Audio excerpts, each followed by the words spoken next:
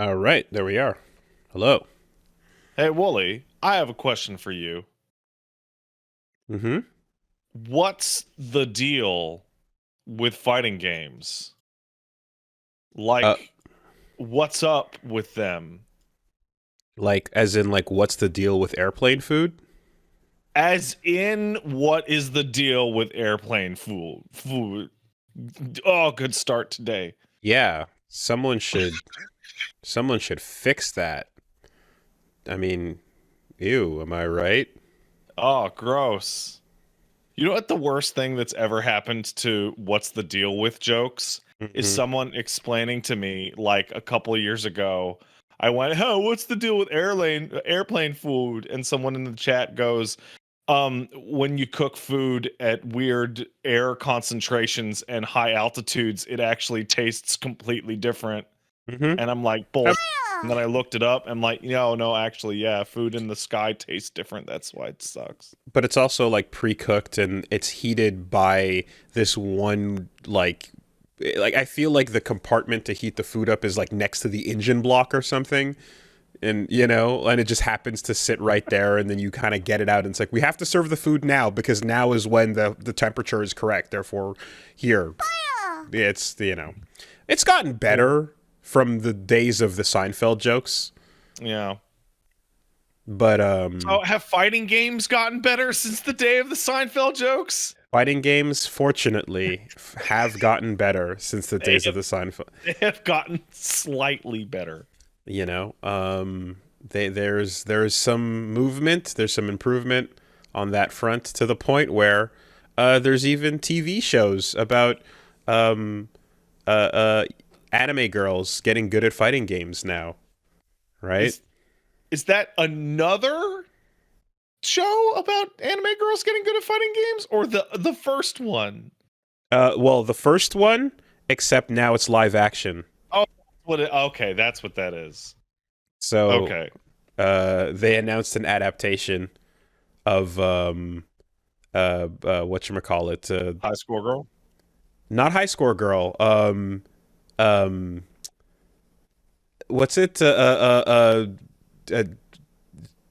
Something. Don't play fighting games, or what the fuck was it called? Something girls don't play Girls fighting don't play games. fighting games. That's what it was Young called. ladies don't play fighting games. Yeah, there you go. That one. And they announced a live action adaptation of it, and Aru is in it, who's one of the known Japanese commentators, and Street Fighter V is all over it. Hmm.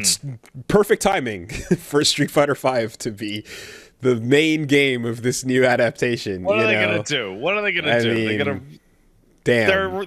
they're having live action Street Fighter stuff and the game in the thing. They can't do nothing. It takes time. If you've ever seen like a meme of like a manga panel of like an anime girl holding an arcade stick popping off going, "Let's fucking go!" Hmm. That's where that comes from. Um, but so there's that, and yeah, High Score Girl's the other one. But anyway, that's happening. So yeah, feels like maybe fighting games, maybe fighting So games. so you played Street Fighter 6 a little bit this past week. A little bit, Uh, yes. So did the experience of playing Street Fighter 6 leave you vomiting blood for hours? it did not. That's a I'm good I'm start. I'm here to report. Yep. So, uh, got to go check out the final build and get hands on, and so grabbed Reggie, went to Capcom, um, and the most noteworthy thing to me about the trip actually was, I mean, there's a lot of good old yay fighting game stuff, but I Hmm. couldn't believe how crazy our one day in San Francisco was. You were only Be- there for a day? One day went Oh for boy, that's one that's day. that's packing it in, man. It San Francisco, like I've okay, just right out the gates, it is an unusual amount of people being friendly all the time. Hmm. aggressively friendly. Like I've had Southern hospitality. I've been around. I've traveled, and I've gone to places where there's a lot of countries where they say, "Oh, everyone's really nice," and it's like, yeah, Hmm. if you're a tourist or you're from out of town and and there's like another language and you make an effort to kind of speak it or so, a lot of people will be like, "Ah, yeah, okay, you're cool. Here, let me help you out and stuff." A lot of people around the world are very nice. It's a thing you'll hear I would about. say most people on the earth are pretty chill.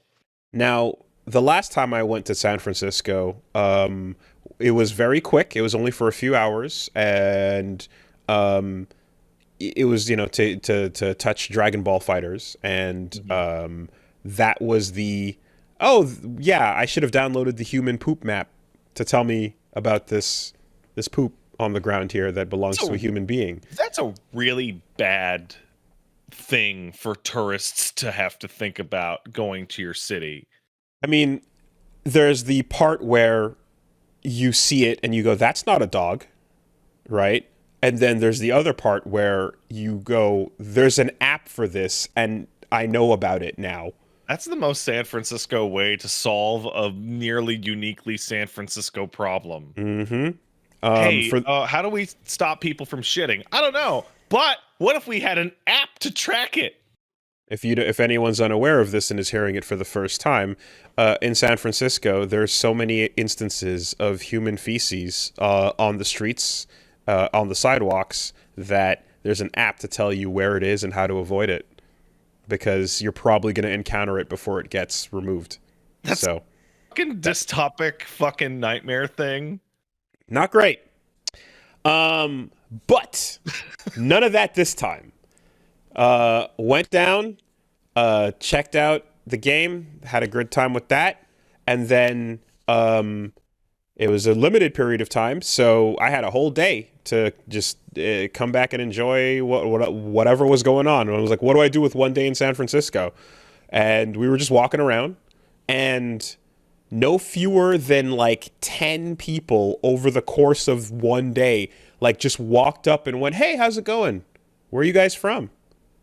Just what's going on?" And just like, "Oh, hi, what's up?"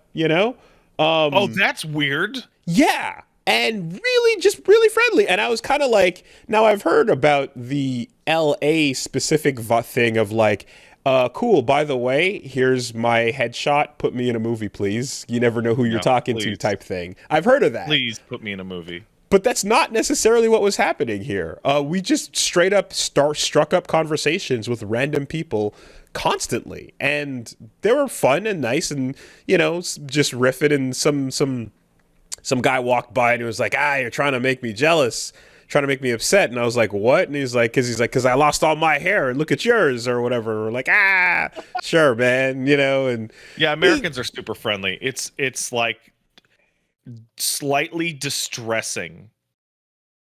mm. And I was waiting for the turn in many instances to be like, "What's the sell gonna be? What's the thing here?" And there wasn't much of that really. There was, and like, so Reggie and I were just like, laughing it up and yucking it up with the folks. The uh, um, one thing too is, of course, the if that applies to just people. If it's standing on a street corner, it happens twice. Hmm. We get into an Uber, and then it's like every Uber driver is going to be a big old conversation for sure. Oh yeah. And so I was like, "Yeah, what do we do?" And I was like, "I don't know. What the fuck do we? I don't. We gotta So again." let me ask you, just to place this in my mind. How Mhm. much you show up at what time? You go to Capcom at what time, and then you're free from So like. yeah, so basically, like you're like I talk about it throughout the videos that I'm releasing, but it's extremely limited. I mean, I get there like we're basically like getting there for like 9, and we're getting out at 1, and Okay. and the amount of time that everyone's getting to touch the game is they're not letting you kind of just go nuts with it. Everyone's like, "No, you get this much and then do what you want to do, but then get the fuck," like it's Hmm. very and then Is not somebody only like standing over your shoulder pretty much the whole time? no, but like they're there in the room. It's a Okay. capture event. It's if you've seen any of those, it's kind of just like you have a bunch of stations up, and people are around. You can ask questions if you'd like and such. But for the most part, um, Yeah, it was just one of those things where it was, and it was also kind of divided into different sections. So like, the part that where we're capturing free play, training, fighting ground, all that stuff is one part of it, and then there's Hmm. another part where we're checking out World Tour. So like you don't exactly, you're not just you're some of it is limited to certain modes in a way, so it's even cut in a little bit even more. So something that is going to be consistent across the board when because there's a lot of people putting out their footage. The embargo was up at 3 a.m. What a This weird time to do that. Yeah, 12 midnight essentially. Um, I thought it was going to be 3 p.m. initially That because feels like it would and so I make thought more it would sense. be, yeah, I thought it would be like, oh, as we go live, I'd be like, hey, what's up? I can talk about what happened. But it was actually this morning, and that's why you got a big rush of Street Fighter 6 content over the last couple hours. I have a bunch of stuff. I put out 3 videos already. I'm gonna put out another couple, but we're gonna, sprinkle to some degree, but I'm not going to be like stinging onto any of that for like a long period of time. Like I want to get Mhm. everyone to see all this shit because there's some cool stuff and a lot of questions in the air.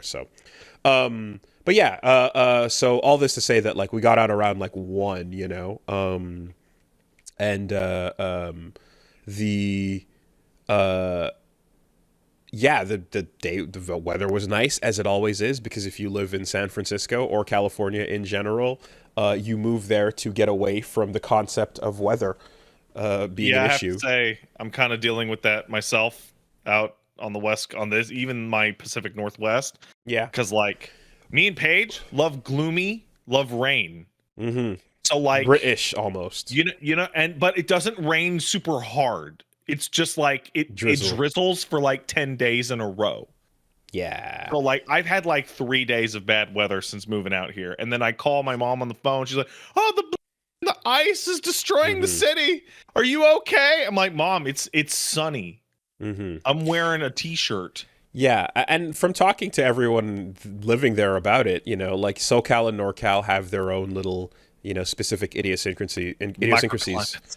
But yes, because California is a big ass state, as uh, uh, whatchamacallit, Fred, not Fred Durst, Robert Durst would say. But There's anyway, too much California. almost right. The thing is that like obviously, the while weather is not like everyone who's there is like, no, we have stuff like we had some mudslides, and obviously there's like the fucking fires, and all that Yeah, wild shit. But for the most part, you guys range from t-shirt to light windbreaker, mhm. and uh, everywhere else we're used to. Oh, this is trying to kill you, so put stuff on so that it won't kill you, or Like take stuff off. California and like San Fran exist in a location that don't have to deal with the spring of deception. Mm-hmm. Mm-hmm. Mm-hmm. Right. The lies that Mother Nature tells you when you look out the window and you're like, oh, it's actually not. No, it's not. Don't fall for it. No, this is just the lull right before mud season. But because like it's super hilly, and like you see all those like you've seen lots of shots of sitcoms on like like hillside areas and Sonic skating Yeah, down totally. the fucking all that. So like when things like a mudslide does happen or whatever, that shit has pretty bad ramifications because there's a lot of verticality to it. But anyway, all this to say, it was a nice day. So I was like, want to go check out the fucking Golden Gate Bridge? And I was like, yeah, Yeah, all why right. not? So jumped in an Uber, rode over to it, had a nice chat with very pleasant lady, and she was just talking about her and life there, and she's got like I think her daughter works for YouTube, and I was like, oh shit, okay, Cool and lady. yeah, and uh, uh, uh, Ziba, I believe, and she kind of just was, taking us around. And when we got there, we started to see a bunch of smoke, and we're like, "Uh oh, did we pull in to a fire season Hell of yeah. California?" And it was actually just a really foggy day. Apparently, some days the water and shit just like fogs the shit out of the Golden Gate, so Hmm. it just becomes Silent Hill as you do, and you can't see anything going across the bridge. So I was like, ah, fuck, we wanted to like walk along it That's and kind of a bummer. say we did it, but she was like, oh, you know what? Here, I'll take you to another lookout point. And she just kind of was like, yeah, I know some spots. And she took us to a lookout. And she's like, oh yeah, it's a pretty unique day. And then like we ended the trip, and she's like, I'll get out and I'll chill over here too. And she just kind of took some pictures and we were just like like hanging out. And it was like, oh wow, okay, that's cool. So we did that, and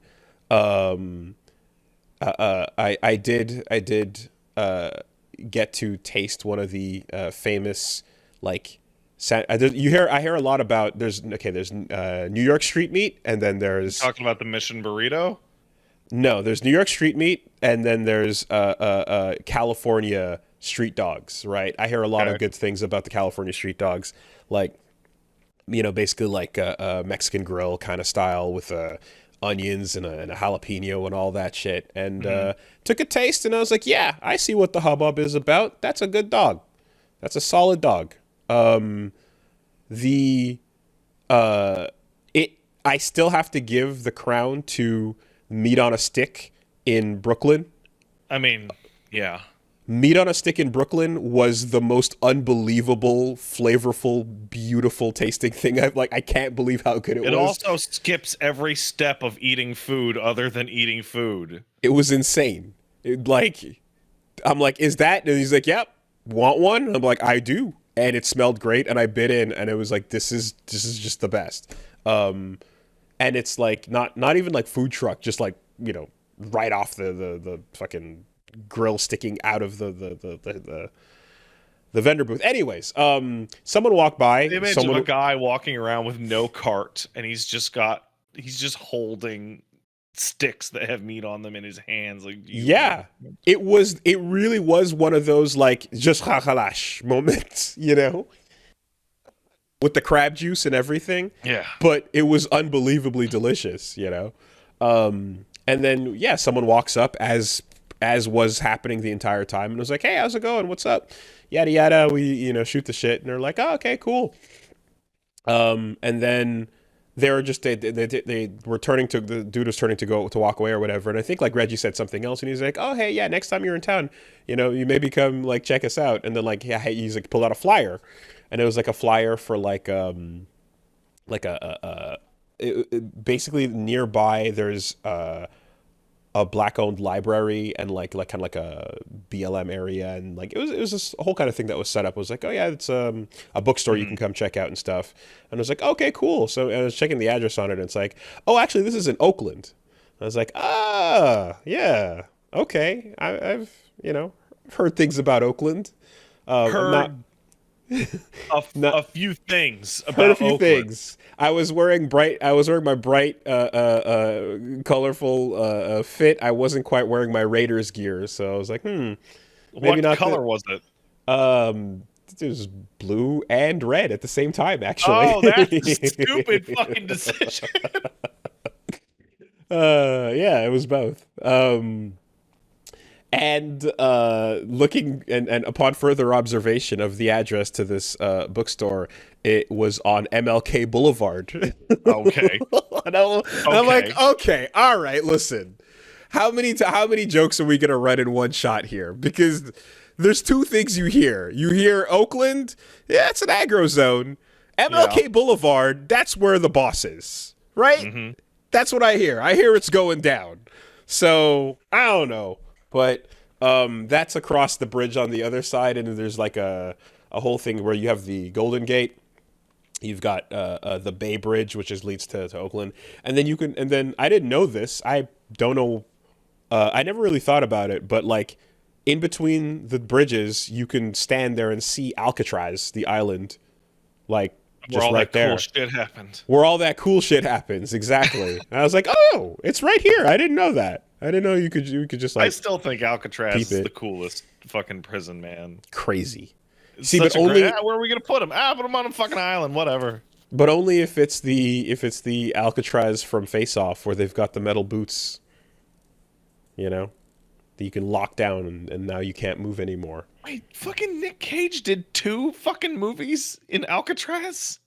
The Rock Yeah, And I forgot that it was in fucking Face Off also. then they go to the face-off prison with the special boots. You know, was it? Was that not? I thought it was Alcatraz in that one. Maybe I'm mixing my shit up. Okay. To be honest, it's been a long time since I've seen Face Off, like a really long time.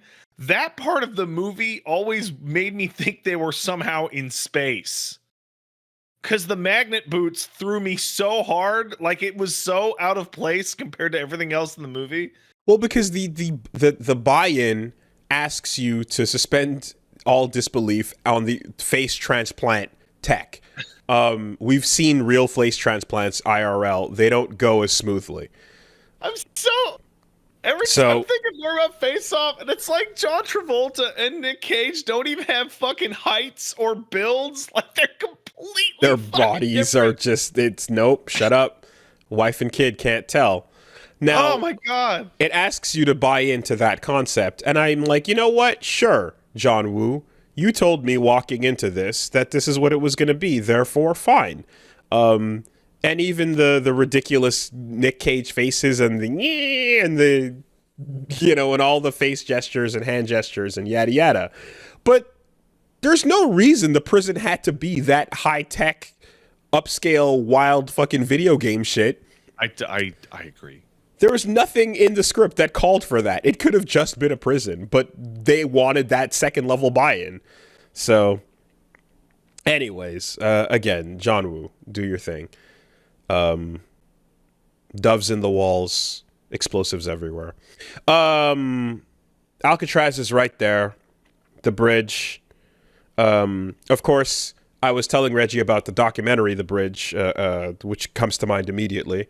And then as soon as we got in the car, the driver was like, "Oh yeah, they made a documentary about that." And it's like, "Oh yeah, no, people are still talking about the bridge because that shit's crazy." If you haven't seen it, it's a really interesting watch. It's really old at this point, but essentially, the Golden Gate Bridge is like a hotspot for a lot of people who are feeling suicidal and go to stand on the edge or jump. And and it was like people who love suicide, like you have a big, cool, scenic, dramatic location to do your suicide at.